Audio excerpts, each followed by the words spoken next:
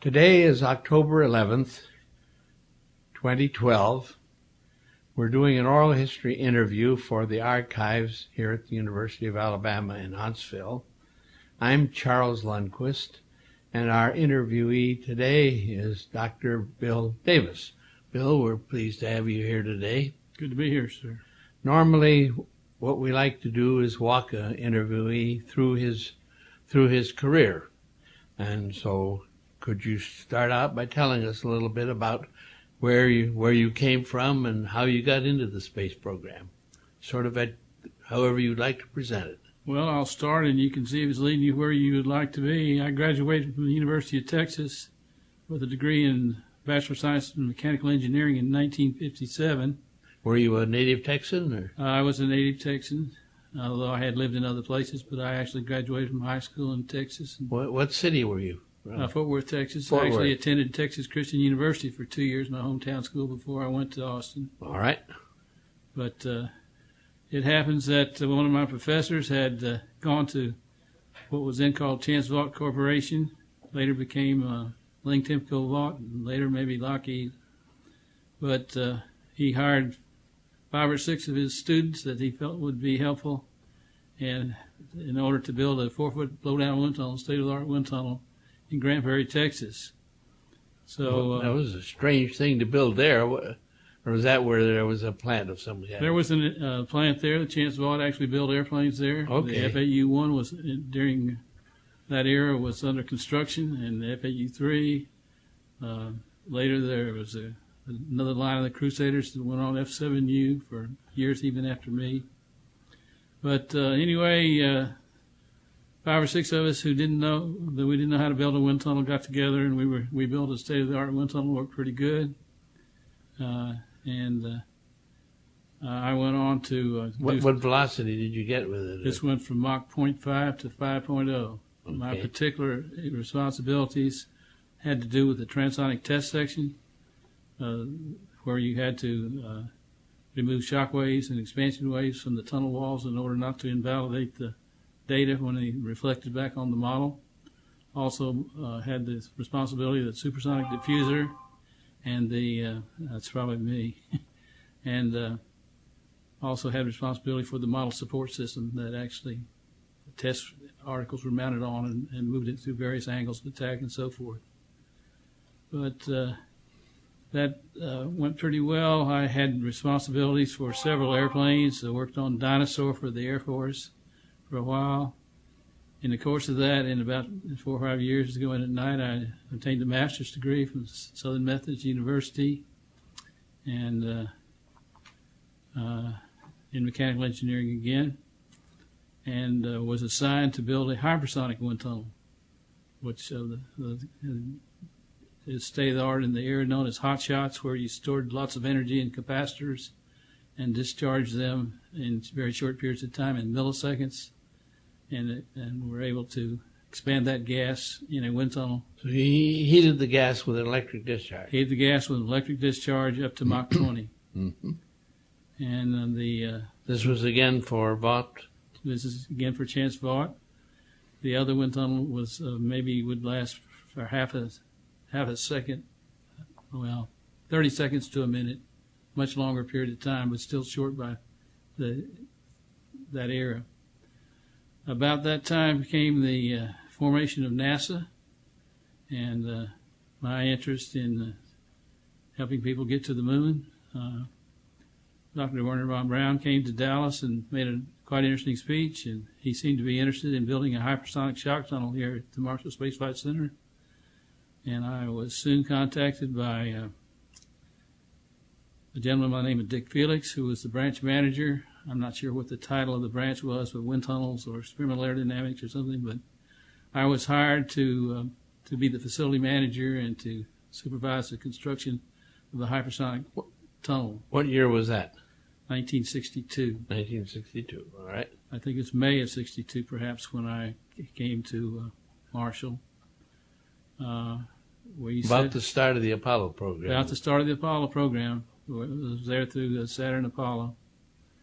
And I guess I've already said my title was Facility Manager, Hypersonic Shock Tunnel, but it wasn't long, maybe 6 months before I became Dick Felix's deputy of, let me call it the Experimental Aerodynamics Branch, Wind Tunnel Branch, whatever it is his name. And shortly, in maybe a year or something, there was a reorganization, and a gas dynamics section was formed. I became the head of the gas dynamics section, which had two parts: impulse facilities, which was the hypersonic shock tunnel. It was a shock tube facility, mainly for calibration of very short duration devices to use in the shock tunnel, and also for the impulse base flow facility, which did base heating work on the Saturn program and others later, but basically built for the Saturn program. Somewhere in the course of all that, I was given a fellowship to go off for my PhD, and NASA supported me with a fellowship where I got my PhD in aeronautical engineering. Where did you go? Oklahoma State University. Okay. So I went to all the schools within a day's drive. That's what I always did in my hometown, Fort Worth. Finished the PhD program in '71. Was brought back So that was after the lunar landings. That was after the lunar landing. In fact, I was able to attend the moonshot with my son. Oh, very Camped out good. on the beach, and we saw the takeoff, and we got home and saw the landing on the moon here in Huntsville. So that was quite a That's a unique experience. unique experience to share with your son.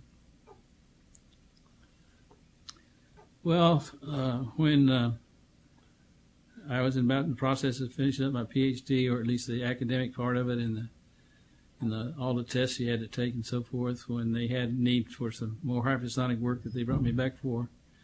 And also, I had been advocating the need for high Reynolds number testing of these very large vehicles.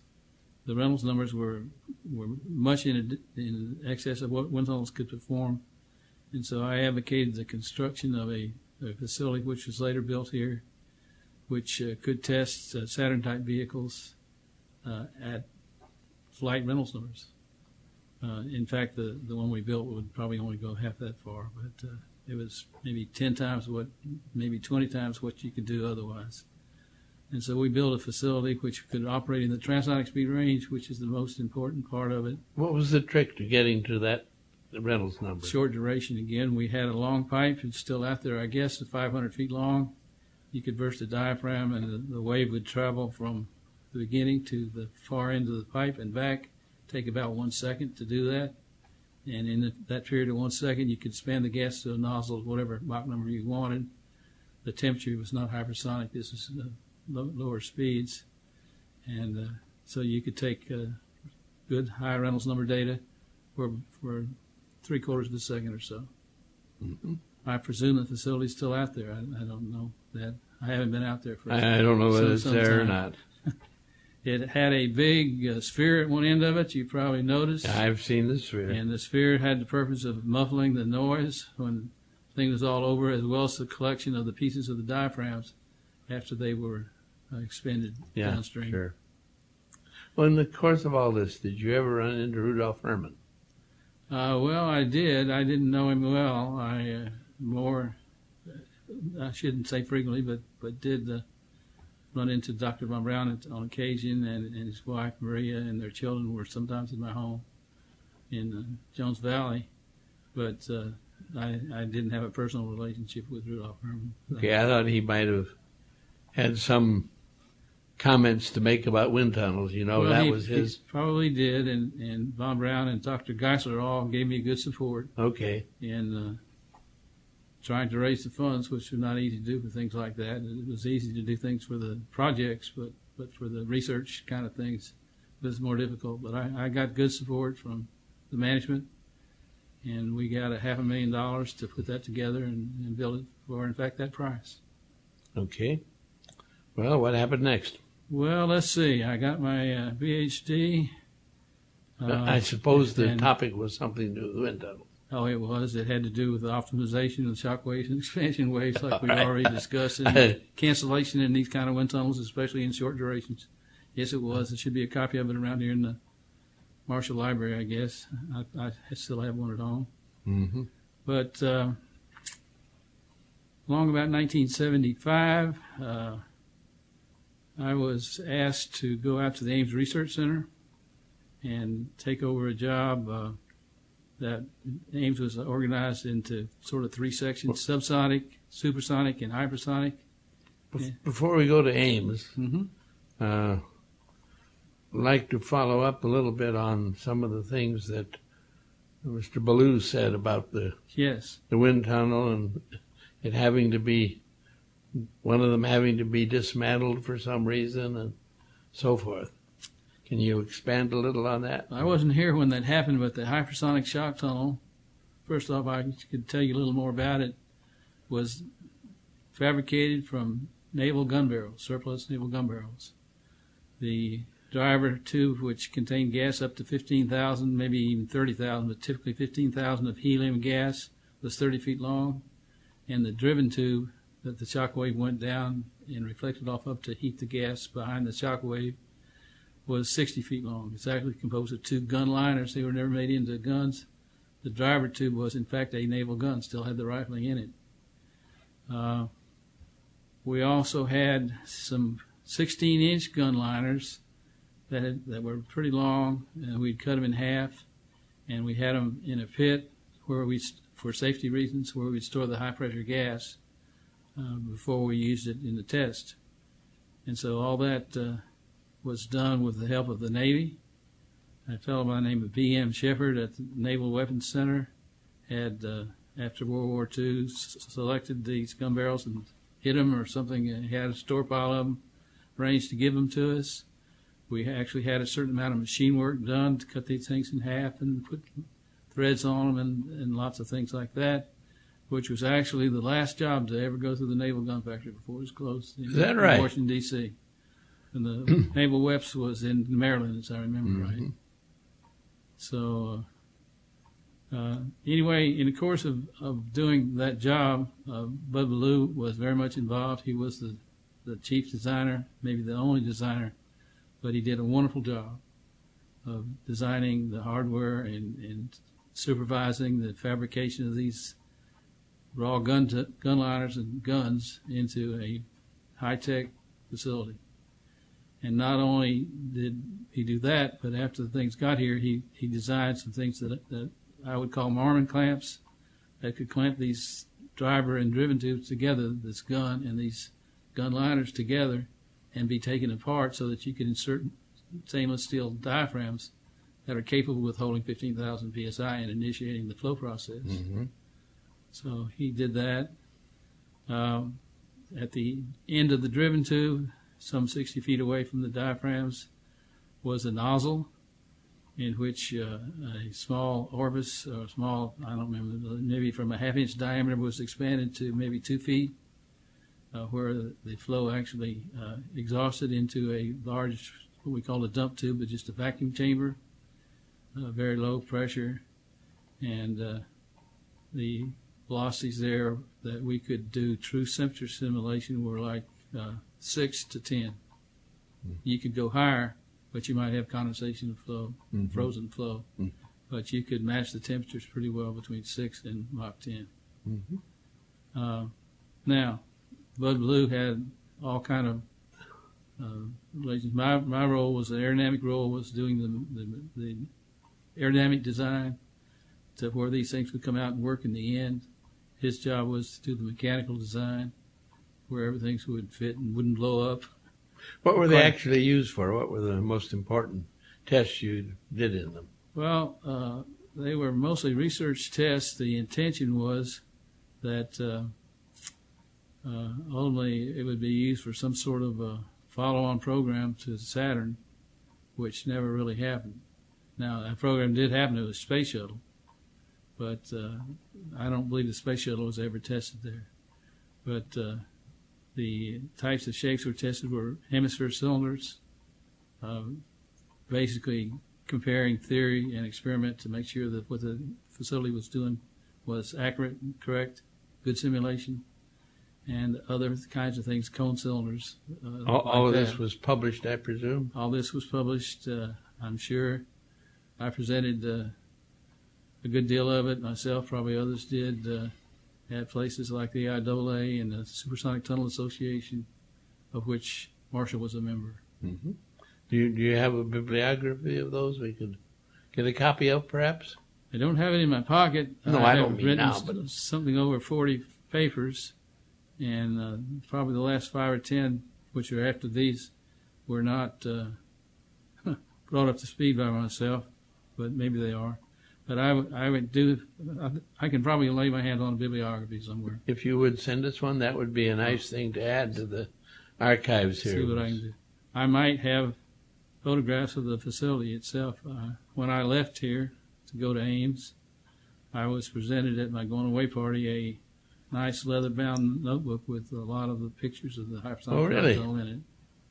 Maybe other pictures too. So I don't guarantee you I can find that, but I've moved so many times. But I haven't thrown it away, I can tell you that. All right.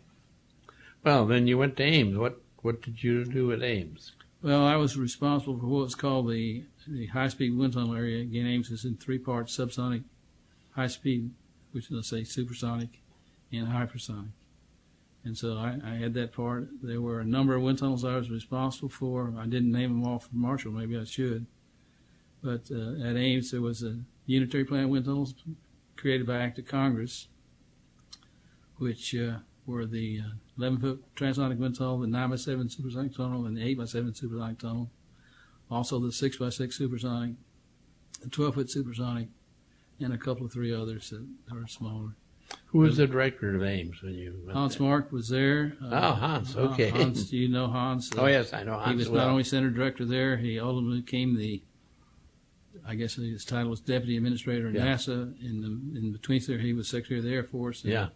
And other things with I had a meeting with him when he was Secretary of the Air Force. It was another story totally. Well, Hans had some influence in my life. Tell us about it. Most of what I have told you have been technical things that, and not that Hans wasn't technical. Hans was obviously a PhD, and his real forte was nuclear background stuff, but he was a manager in all the things that you and I are talking about. And I actually interfaced with him when he was at Livermore. Oh, Lawrence Livermore. When he was doing nuclear things. Yeah. So, anyway, I wasn't at Ames very long when he appointed me to a committee that had very little to do with technical stuff. It was a strategy and tactics committee that made me learn to think more strategically in bigger picture things about not just how you build a wind tunnel, but how do you fund a wind tunnel and how do you argue for the money for it, and lots of things like that. So Hans understood those things. Hans understood those things, and he had about 8 people that he had help him on a committee called Strategy and Tactics that I never would have thought a PhD engineer would be involved in that, but it certainly was beneficial to me. But in 1980, I was, without looking for it, requested to come to Arnold Engineering Development Center, AEDC, in Tullahoma, Tennessee, not far from here. Yeah, I've been there many times. Been there many times, and lots of testing. We've all done testing there for all the things we've done at Marshall. Was Ken Harwell at the university? Ken Harwell was at the university. He and I got connected a lot closer. Well, I'll just go forward to that. I was asked to come to AEDC and become the director of the Propulsion Wind Tunnel Facility, which was a major national facility, had both supersonic and transonic test sections, very large facilities. And the unique thing is they could test both external flow and internal flow. You could have engine flow at the same time as you had aerodynamic flow on the outside. So that was what I was set out to do. I kind of forgot where I was headed, but after about 8 years, I was asked to become the general manager of that area of work of about 1,000 employees. And this was with the Air Force. With the Air Force, which is not only the propulsion wind tunnel facility, but what they call the von Karman gas dynamics facilities, which is the hypersonic, the higher speed sorts of things. which I did that job for a while. Let me break in for a minute. Sure. I'm curious about the history of that, and let me explain why. Again, going back to Rudolf Herman. Mm-hmm. When he was brought over to the U.S. as part of the paperclip operation, he was taken to Wright Field. Yes. And there, his job was to design the wind tunnel facilities that eventually, at least the way he tells it, that eventually got built in Tullahoma. I suspect that that's correct. I wasn't involved then, but I was involved later. And had you heard that bit of history? I think that's so. Heard some of it from him. Oh, okay. But those facilities, how far back do we want to go? Those facilities, von Karman had a committee that looked at the needs of the nation aerodynamically after World War II.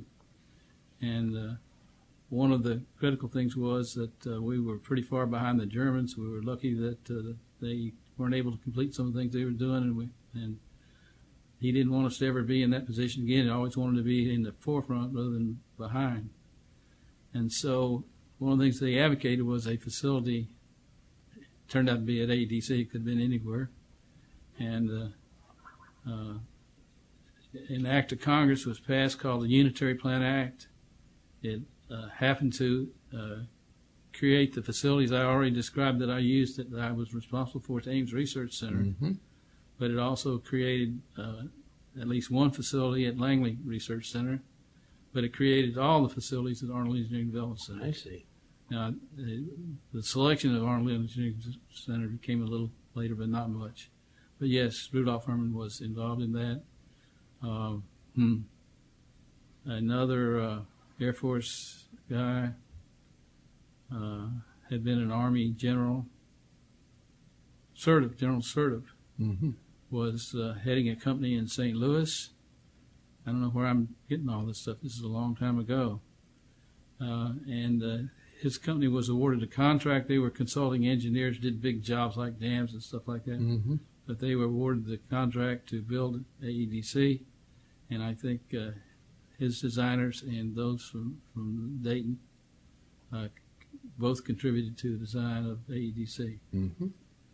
And not only for the propulsion wind tunnel facilities, but for the von Karman gas dynamic facilities as well. But primarily PWT, I think. Okay. Well, sorry to distract you. Well, I'm glad. If you'd asked me the question, if I wasn't distracted, I might not have been able to remember that. All right. But anyway, after some period of time that I had been general manager of all these facilities at AEDC, and again, the Air Force did not have sufficient technical talent to do all these jobs on their own, and so they had contractors to do it, like the Sertiv Corporation, to do the design. But they later had another company, but it was linked to Sertiv, called Aero, Arnold Research Organization, Aero, and they were commissioned to operate the facilities. And so when I first came to work for AEDC as the director of the propulsion wind tunnel facility, it was for the Aero organization. And at another point in time, soon after, that contract was taken over by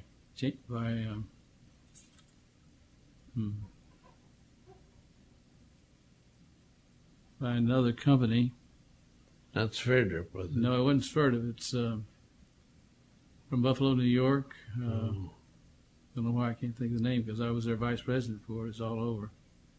But I'll maybe think of it. But anyway, this company took over this contract, and I later became the general manager of that contract and the vice president of this organization, which I held that position for some years, after which the Air Force asked me to be the chief scientist. So maybe for 8 years I was the chief scientist of AEDC. For one of those years I was actually the executive director of AEDC, and which is the chief scientist job is obviously the technical job, and the other job is the administrative job. Well, from that period, what were some of the most exciting things that got done at the facility? Oh gosh, I talked about technical things and other things, I guess, but we tested everything that the Air Force had, everything that the Navy had. We tested many of the commercial things like 747 And you did things for NASA too, I think. I did those same things for NASA at Ames. My way I operated NASA Ames, since it was a unitary plant facility, without any legal reason, I simply said, half of my testing is going to be for commercial, and half of it's going to be research. Mm-hmm. Nobody argued with me. So, and Ames was, you may not know, originally put there to support the commercial aircraft industry on the West Coast along about World War II. So that worked, and we tested all the commercial airplanes for then Douglas and then Boeing, anybody else that wanted to, but those were the primary ones, and they were there all the time. And we also did the research program for all of NASA. Much of it was for Ames, but Langley came up a lot and did testing and so forth. So we did research testing, we did airplane testing. Coming back to Tullahoma, did you have much interaction with Ken Harwell? Well, at the time I was the director of the Propulsion Wind Tunnel facility. Ken and I got together and we created a government university entity, which was a corporation, I guess it's an LLC perhaps, for the purposes of being able to use the university staff in the research and for the people at the university to use the technical facilities at AEDC for their research. Well, that was a good arrangement. And also for us to go out and compete for grants with wherever you could get them. And so my first job there was to go find some money, and we put a proposal in, I guess it was to NASA, for a $5 million grant for propulsion research work. Mm-hmm. And we were awarded that grant, and the governor of the state of Tennessee actually gave us some money to build a building, which is still there on the campus. Very nice building. It had some research labs in it, but mostly office places for people to do it. Beautiful place, just on the other side of the lake there, on a nice campus. Yeah, I've been there many times. You know, Ken eventually came to UAH. Oh, I know that well. All right. In fact, about that time, I was asked to come back and be the general manager of the whole contract, and the Air Force said, we need you full time. We don't need this. I didn't have further to do with this special entity that we had, which had two different names over the way. It doesn't matter what. The Propulsion Center was the last one. But I had a very bright engineer that I had been grooming for better things, and he eventually became my replacement for the director of PWT, but he also became the director of this company that we had formed, and I went on to do full-time management work, if you will, to be the general manager of this contract. Now, in about, year 2000, I became chief scientist of the Air Force at AEDC, and this Dr. Ed Kraft, who I'm just been referring to, that became director of PWT, actually followed me as the general manager of the Calspan Corporation. Calspan, all right. Could not think of a minute ago. I know the company. I've heard of it. I don't know much about it. They're from Buffalo, New York, and they tied into a major university up there and so forth. But it's a well-known research company. Yes. I had done, when I was here, particularly in the Hypersonic Tunnel work, I did a bunch of research testing there in their research facilities before our shock tunnel was ready. In New York then? In Buffalo, New York. All right. So we had research programs, research contracts. I think they were called applied research then. Mm-hmm. Sure. In fact, that was one of my responsibilities in this branch, was to head up applied research of these things. So anyway, I'm not sure where we've got to. Well, you're now the general manager of whatever it was. In the course of my work at Ames in particular, and in my work at AEDC, we did airplanes, and we did commercial airplanes, and we did military airplanes, and certainly technology development.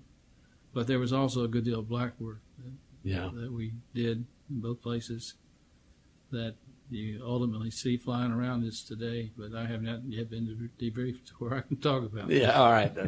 I understand. But a lot of black work got done in both of those I understand areas. that, yes. Probably some here. I never did black work here that I can remember. Well, what happened next in your career? Well, gosh, that pretty well gets me to, I was executive director for a year of AEDC, and it came time for me to retire, and they gave me 3 weeks off and brought me back. I was I don't know what you call it around here, super grade or whatever. They had other names by then. But Senior Executive Service? Yeah, SES is what it was. Yep. And so anyway, I retired from that, and they brought me back by a special act of Congress that applies to other people as well as me. I don't remember what it's called. But I actually went to work for the University of Tennessee Space Institute. Oh, really? And they hired me back from the University of Tennessee Space Institute under an act of Congress, which allowed to bring specialty people back for specialty jobs. Or you could take government people to industry, either way. I know of the act. Yeah. So I did that for about 3 years. I guess I was about 68 by then. I told my wife when I took this assignment that it would be all right, that I wouldn't have to travel as much as I used to, because in these other jobs there was lots of travel and lots of time in Washington trying to raise money and solve problems, fight fires. But after 3 years, she said, "Bill, you are just traveling as much as you used to. It's time to come home." So, I'm not surprised at all. So about age 68, I went home. I consulted for about 3 years and went home where? In Tennessee. Oh. We built a house on top of, or bought a house on top of a bluff. Key Springs Mountain, you've probably seen it but wouldn't know it. But anyway, you can see all the way to AEDC. You can see 15, 20 miles. Still can. There, I'll be there tonight. But since then, we have actually built a house, or bought a house in Florida. And so we spend time in Florida. We spend time here. But I guess the last thing that I did may not interest you as much, but after 3 years of consulting, everybody seemed to want me to go to work for them. I said, look, I had a great job. I didn't want a job. I just wanted to have some technical challenges. So I thought I'd do something different. So my son and I started a business with another person, which was actually nursing homes. Oh, really? So we bought and built and operated a number of nursing homes for a number of years. Unfortunately, after about 7 years of that, my son died of a heart attack. Oh, that's and it wasn't near as much fun anymore, so I have just recently sold those out. And you might say I'm retired, but I don't ever intend to do nothing. I will keep my hand in something. And I've been pretty sketchy about what I've done. I've probably left out a lot of things that you wanted me to come here and talk about. I know you were asking me some things about Bubba Lou and what Bud and I and one of his designers, Woody Hill, a number of the things, I think 3 times we filed patents. And I think you said that the dismantling of the tunnel took place after you left. It took place after I left, and the rationale for it I don't know, but what I do know is that the driver and driven tubes, the gun barrels, if you speak, were sent to AEDC, where they operate today as a chicken gun. Oh. They fire chickens into wind tunnels. Yeah, okay. And determine the windshields, the windshield safety and that sort of thing. Yeah.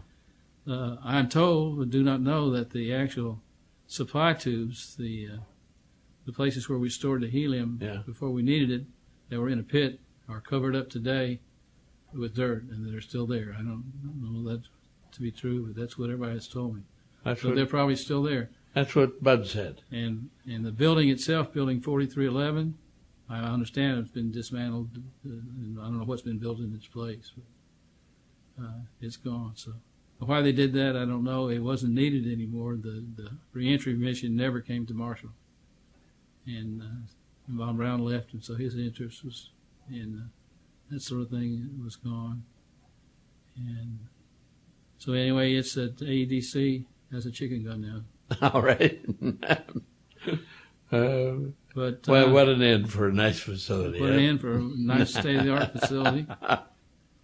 But Bud had a big thing to do, and his designer Woody Hill, and we collectively did several things for the facilities we just discussed, such as the impulse-based flow facility. I had a concept for extending the runtime by cryogenics that was one of the patents, as I recall. Probably Woody Hill helped with that one. Bud did a couple of them, one of which must have been the shock tunnel, one of which had to do with I think it's called burst diaphragm flow initiator for the Reynolds Summer facility. So those guys made major contributions to Marshall and to the wind tunnel program. Well, you've had indeed a remarkable career, a very outstanding career. But I hope you had fun at the same time. I had fun. My wife always said it's a shame, it's a crime that they pay you for doing your hobby. But with that work, I don't think that's a crime. That's a good arrangement. For the hypersonic tunnel and for all the things we described all in my career, but the impulse, the high Reynolds number facility, the work at Ames and so forth, and at AEDC.